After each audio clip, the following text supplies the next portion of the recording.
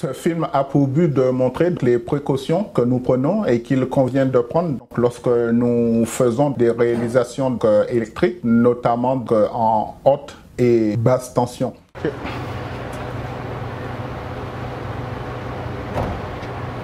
Ce sont des installations qui génèrent de gros dangers, parce que si les précautions ne sont pas prises, on peut risquer notre vie. C'est pour cela que l'entreprise a mis en place des procédures que nous efforçons de respecter. Ces procédures sont les suivantes, notamment une bonne identification des câbles lors de la mise en place et également de la vérification après leur mise en place. Pour ce faire, les câbles, lorsqu'on les met en place sur les supports préconisés, on les identifie correctement, phase 1, phase 2, phase 3, pour la partie H-tension, haute tension, puisqu'il s'agit plus souvent de 3 câbles. On les met en place, attachés, et on contrôle également qu'on ne les a pas abîmés lorsqu'on les met en place.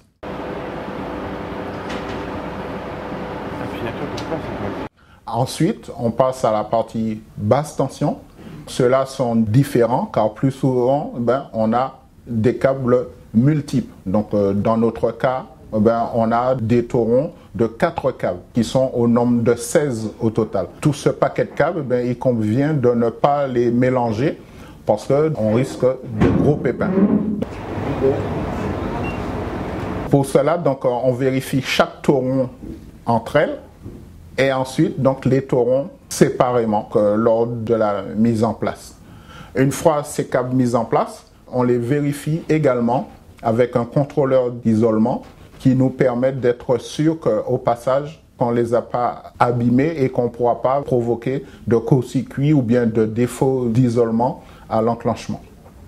Une fois toutes ces procédures réalisées, on consigne toutes ces procédures sur les feuilles d'autocontrôle qu'on a à notre disposition. On coche et on valide chaque étape. Si toutes les étapes sont remplies, cela nous permet de mettre en service notre installation sans danger, en mettant d'abord la partie haute tension et ensuite on met la partie basse tension et donc tout se passe bien, notre installation est bien réussie.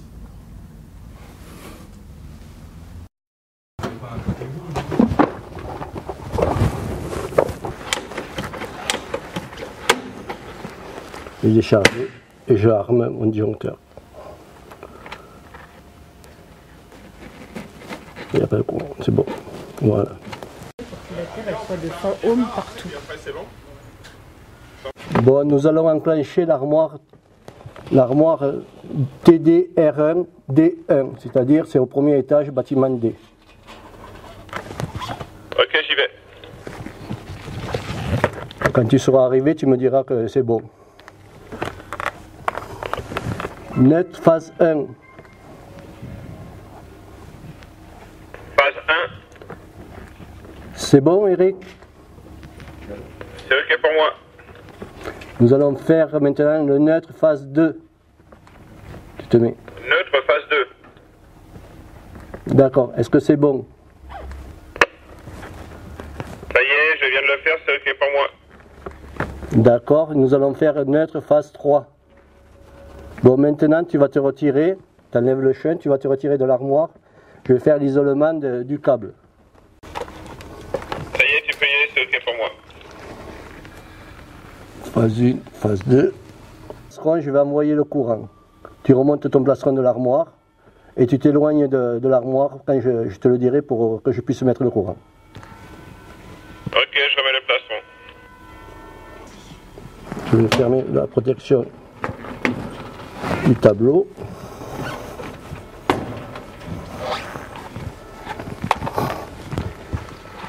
Eric, est-ce que c'est toujours bon pour moi?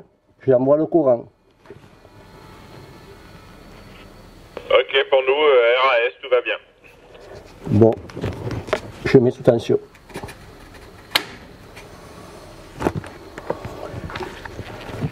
Maintenant, Eric, tu vas contrôler, tu vas regarder si tu as la tension qui arrive bien dans ton armoire, s'il te plaît. Ok, je te demande 2 minutes. C'est ok. Bon, d'accord, là, c'est bon pour nous, donc l'armoire est en service à partir d'aujourd'hui.